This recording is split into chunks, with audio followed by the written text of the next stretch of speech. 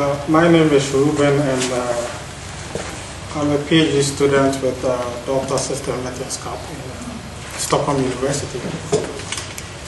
I'm due for a conference in July, and we submitted this paper, but we submitted just the abstract of the paper, and the paper was accepted based on the abstract. In your presentation, you said that papers are reviewed before they are accepted. Reviewed, is it reviewed in terms of just reading the abstract or the whole methodology of the paper? Because ours was accepted just based on the abstract. And we have a slot to present the paper at the conference. So is our case a bit weird from what you're saying? I'm speaking for, it's very different if you write for a journal paper than for a conference. And with conferences, it's, for a journal, I've never heard of anyone sending an abstract for a journal. No, only conferences. But only conferences. And there are differences between different conferences. I think it's a bit strange, actually, not to make you feel bad with this abstract thing. I've done the same. Because usually I think what they go for, is it relevant? What they're going to present, is it relevant for this conference? But sometimes for some conferences you are forced to write up the paper afterwards, or based on the abstract. And I did this February actually. I wrote like, oh, very interesting, and this theory is a blah blah blah. Made loads of promises in the abstract, and then I just thought, oh my God, now I have to deliver. So I mean, it's quite easy to write an abstract that sounds, But you will have to write the paper. The paper is have the paper when you come to the conference, right? Yes, the paper is fully written, and it will be presented at the conference. But yes, as I'm saying, they did not require the full paper to be submitted. They just required the abstract, and it was accepted based on the abstract. And in your presentations, you said you have to review before it's accepted. Yeah, but I was talking about journals, so that's not journal. Yeah, there is a different. A conference has a deadline. So for a conference, it's not revise. It's once revise. I mean, some conferences do the abstract thing, like my wife is in medicine, for example, and they have these conferences with 5,000 delegates. And so you cannot possibly review 5,000 papers. So you ask for an abstract and you accept it based on relevance. You can overview 5,000 abstracts, but not 5,000 papers. So that's one reason they do. But we only go to conferences where papers are published, because we need a publication and we cannot afford to go everywhere. So we go to this where some conferences have very good publications. I mean, good in the sense they are ISI listed, so they get cited, and you get this. And then there is revise, and there's full papers, but it's not revise. It's revise once, because there's a deadline, and they have to meet the deadline. The conference is at some time, so you cannot revise. The journal can go on forever, but the conference cannot. So if you get revise for a journal, it means accept. It means you will, most of the time it means accept. So, okay, we accept your paper provided you make these revisions, but very often they don't review your revisions. It's just like they want you to polish it a little bit. So, this is not true for every conference, but for many of them, because they don't have time to do it over again. So if they don't like your paper, it's reject. If they like it, it's revise. So will your full paper be in a conference proceedings, like a publication? That was the next question I was about to ask you, that if it has been accepted for presentation at the conference, does it mean it's going to be published in the conference after the presentation? There are different rules at different conferences, and those are the things you should check out. If you're a PhD student and you need a publication, I mean, if you were going to use this in your thesis, then you would want to check out beforehand that the conference actually turns into a conference proceeding, because that's a publication. Because I've been to conferences with an abstract where they just said hello and then goodbye, and good discussions, you can discuss like this, but it was not a publication. And other times it's transformed into a publication where they publish all the papers we have presented. And that's a huge difference for you as a PhD student, if you need it in your thesis. Okay. So there's also the conference game. There's a publication game and the conference game, and they don't match. They don't care about your CV or your PhD thesis. They care about the conference. They want a lot of people to come to the conference and pay the conference fee. So they are likely to accept your paper. You pay the bill, fine, come to our conference. But sometimes they do selected papers. So the best papers are invited to some journal or something. But that's also something that should be stated beforehand. Yes. So you should look at their website to see what they actually want to do with it. Okay. Can I move to the next question? Please. Hi, my name is Ram. I'm currently a master's student from SIGeGov, New York. I'm right now working on my final thesis work, and I always have problems with citation. And would you recommend any tools that I could use which can work in synchronization with the Word document that you're writing on? With references specifically, I can export all the... I thought, it's slightly off the topic here, but I thought that would be most useful for most of us. He's laughing because this is my, what do you call it? She's the department bitch on this issue, actually. She knows the answer. No, but you should use a reference management system, and I would suggest you use the one called EndNote. You have it? The EndNote. And no, and it's so good. I mean, the one in Word is okay, but EndNote, it's so good, and it will save you months and weeks of agony, especially when you write up your thesis. You have to put them in once. And when you work sharing with people, you know, I won't work with people who's not using it. I won't write a paper with people who's not using it. And then, you know, you submit it. That's true. Yeah. You submit the paper to IPID and we say, oh, we want it in APA 6, which is usually what we want.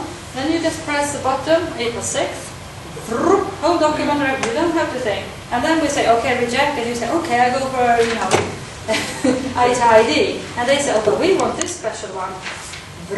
You know, you don't have to think. You know, it's the best gift to researchers ever. So the tutorial for that software would be available on YouTube, or is there any links to it? Like if the tutorial to how to get to use it. I can find a tutorial for that. Yeah, we have there are some on with my EndNote web, which we are using. My EndNote. Yes, online, and it's on what's it called, the IS World also.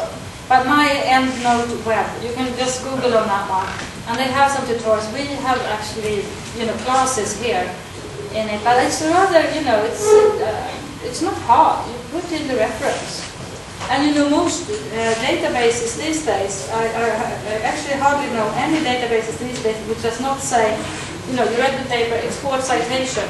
Tick, export citation where you want it, and no, thank you. You don't even have to put it in.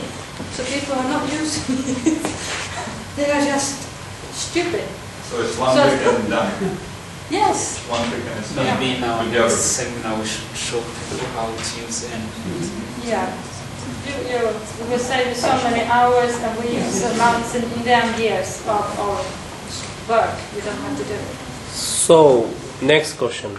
Do you have any more Can I questions? go on about EndNote? Edgar. I should be sponsored. What are the chances of having a conference paper in your PhD thesis? Well, then let me send it to the professor. What do you mean? If you can, if it's accepted? Yes, if it's published. Well, different departments have different rules, of course, and there's really no formal rule. I mean, if you do a compilation thesis, you have 4 or 5 papers. They don't have to be published in any particular place, because the committee is actually supposed to read them and say if they are good or not. So there's no requirement formally. But on the other hand, it helps your self-confidence if it's published in a good journal, because then it's difficult for the committee to say, we don't like this paper. So it's basically, I mean, that's the trade-off. You should have some good, at least some good ones, because it boosts your confidence. But conferences, here, we accept conferences, but usually not, I don't think anybody has published I mean, I they had have it in one conference and a couple of journals, but you can have a mix. But we're pretty tough. I shouldn't say this now when I have people from Stockholm here, but I think you usually have, at least at DSV, you have very conference papers. Yeah, that's the majority of all. Yeah. Yeah. It's more quantity and more conference, from the thesis I've read from that department. So it's very different. You have a tough supervisor. Well, I don't know. I mean, some disciplines are different. In medicine, again, they only accept journal papers because their conference papers, they are abstracts actually. They don't do conference papers, not full papers. Our conference papers they look like journal papers, but in medicine it's just an abstract or something. So depending on which discipline you're in, there are different standards, different practices. So the next question. Please introduce yourself and start. I am Mustafa and I am doing my master's in information systems in Uppsala University. My question is, as a beginner, should I try to publish my first paper in a conference or try to publish in a journal? Or do you recommend? Depends.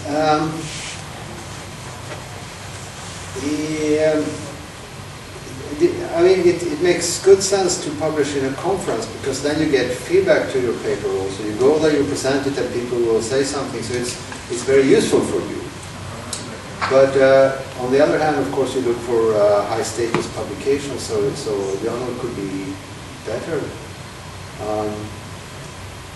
I think a good idea for your first paper is to write together with your supervisor or something, so you don't have to write it all on your own. So if you can do that, it's a good idea. Then you get feedback immediately before you have submitted. It's two different things, because it's also important to go to conferences and workshops, especially if you're new, to meet people. Those people you will also write with later on, or at least interact with later on. So that's, I think you were saying that, but the social part of finding your friends is very important. On the other hand, if you think you have a good paper, why not try it? Send it to a journal that you like, because the worst thing that can happen, and that happens to everyone, is that they say, no, this is not good enough, and when they say this is not good enough, you will get like loads and loads of feedback, from people in the field, so you will also get, it's a learning thing. Okay, so what do they want? What objections do they have to my approach here? So I mean, if you don't get into this, it gets personal. I'm saying that because it's always personal for me, but if you can avoid that, going home crying and saying you're useless, then it's just, oh, thank you for the advice, because you get very, very many, much good advice from the reviewers in your field. One thing you should not do is just send it to both places at the same time, because people get very, very upset seeing the same paper, and it happens. And it's a small world, so it's not unlikely that you get the same reviewer for the conference and for the journal. It's not unlikely. It's happened to me many times. See, you review this paper and you remember I reviewed it just the other week for this journal, and then you plagiarism immediately. So not only that, they will also remember your name. And that's even worse. That's even worse. So next question from? My name is Harsha and I'm doing my master's in medical sciences at Uppsala University. You said the third-rate stuff was actually counterproductive. How do you actually define a third-rate stuff? Is it actually a result from bad experiment, quality, or bad methodology? Or is it because the research, it failed to prove a certain expected hypothesis or a theory? Third rate, was that what you said? Third rate papers, you mentioned documents in that. Well, research is basically about methodology, not results. So you can publish research which doesn't have any, it always has results, but it can have negative, you have a hypothesis and it fails. Can I publish this? Yes, you can. As long as your method is good, you can publish it. But of course, it's more fun to publish, hypothesis which you actually manage to substantiate, to support. It's easier. I think it's easy to publish positive things, but it's definitely possible. I mean, this is also different difference between disciplines. If you're in medicine, for example, you want to test this drug and you can prove it doesn't work, that's very, very valuable because nobody will want to take this drug anyway. So if 10 researchers say this works and you say it doesn't work, that's very, very publishable. In informatics, it's different. Positive news is better. So, but you should always, when you have a case, something, you should always design your case so also failure is publishable. I think You can always do that.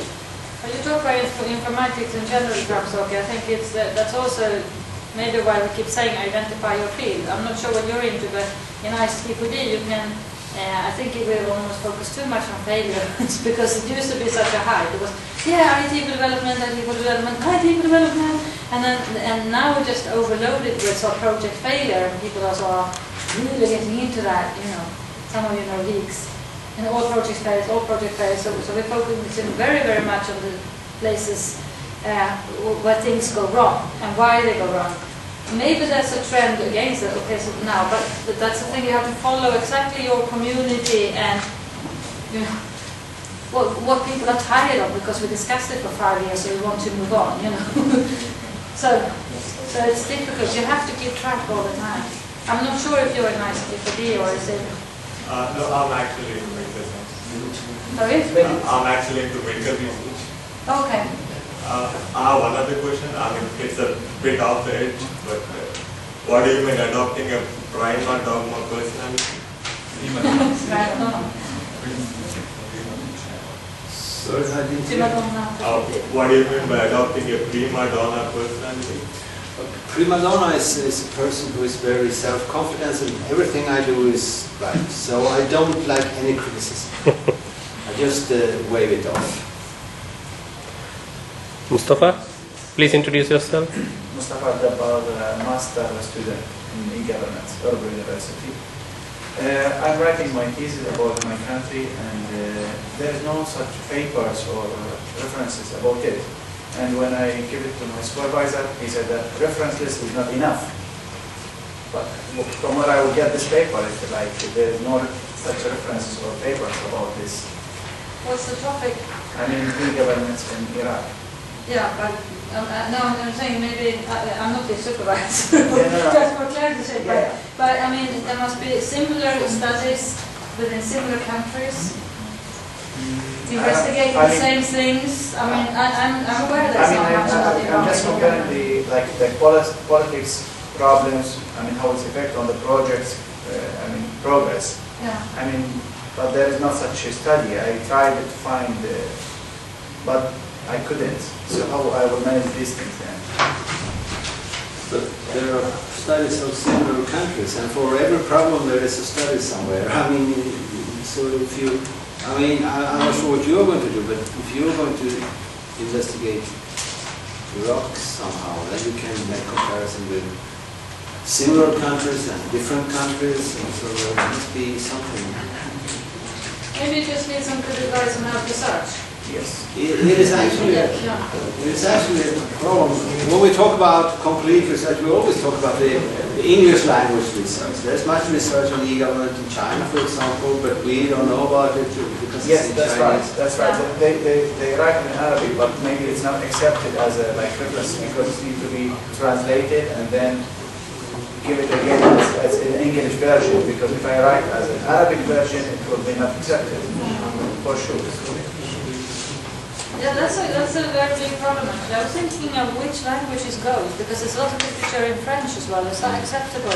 Is French acceptable and Arabic is not? Or I'm looking at you now, okay? Because well, the references are, why do we make references? Because other people should be able to check our sources. And of course, if it's in Arabic, there are very few people among us who can, among the reviewers who can understand that, but there are people, of course. It could be difficult to find those reviewers, and also the readers of the journal. Many of them cannot understand, cannot go back to these sources. That's why we tend to prefer English. In our community, we tend to prefer English. There's a Chinese community, there's a German community, so there are different communities. But you're here and you're writing for the English-speaking community, so you need to find some way of... You can translate something from these Arabic sources, of course, but when it comes to problems and solutions, you should try to find... I can't translate because actually the problem also with translating is not like I have to just take it and get it in the right language. It's also a big problem. And the references I have to cite it, how I will cite it then, who know these guys. And where is the paper? I will give it in Arabic, so I will say, okay, you have to translate it and type it. And maybe the translating is not well enough to understand what these people are writing about. And maybe it's not accepted from your side also. Well, first of all, you must get your supervisor to understand what you're doing. And if he doesn't understand Arabic, which I think he doesn't, then you have to find something that he understands. Otherwise, he will not, it's very practical problems. There is a strong English dominance which you can think very many different things about it within the research community. The similar things I talked about with the language thing. It's such an advantage in Swedish. It's such an advantage to be English native speaker, because we have to write the number, we have to write the papers and that. So it's like it's almost like a monopoly. But whether you like it or not, that's where we are at the moment. But I also thinking about that. First of all, I think the advice I give is similar, politics influeing, and corruption or things like that, because I know there are papers about that, similar, related to that.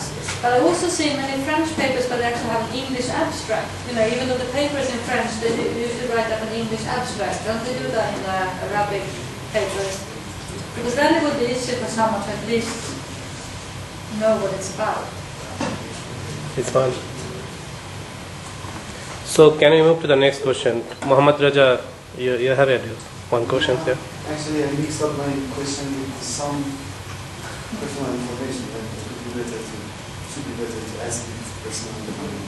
Sure. Your question with some personal information with the letter from the tax authorities. The communities in the ICT fields. Sorry? Communities in the Yeah? ICT fields that try to read your paper. Which kind of information, who are them and also about the communities. Who the reviewers are? Yeah. Yeah? No.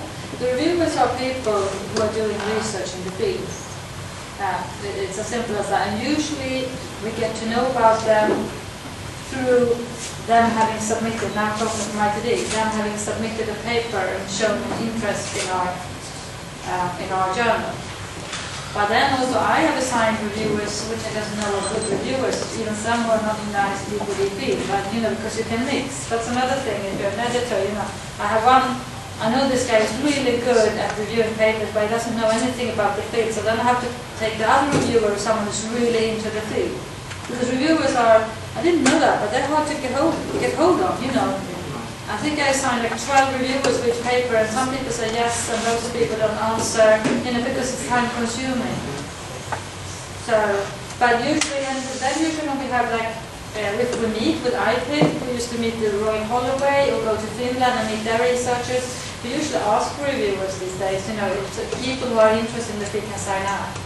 If we have SIGeGov meetings, which is like conferences, special tracks, we usually actually pass a paper around saying, because people here are interested. People here are competent, they present something, would you like to be a reviewer?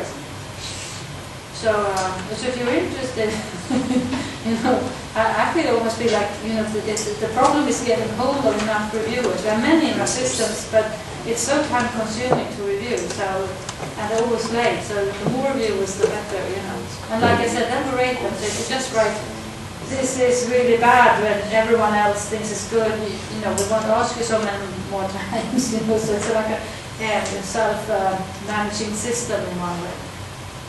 You can be contradicted, but if you're always totally way out of line, maybe we'll call to you. I don't know if I answered your questions. And which level of the technical, in the paper you need to, how consider in some things to be ICT communities for and the technical level of the paper. I'm not sure about it. What do you mean, like with like IS technical, describing a system or things like that? Oh, I think that's very different. I mean, it varies.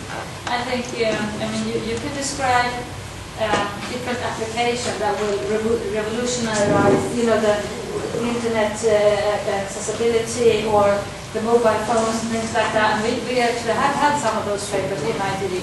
The problem then is to get a reviewer that knows what it is about, you know. So that's the thing. Yeah, I mean there are different communities. We are in IT or IS, so we look at the SIGeGov development, which is a community of people, the IPID 9.4, which is a community. But there's also development studies communities which are based in other disciplines like geography or sociology or something. So and in those studies you don't need to talk about technology at all. So we have a limited view of this.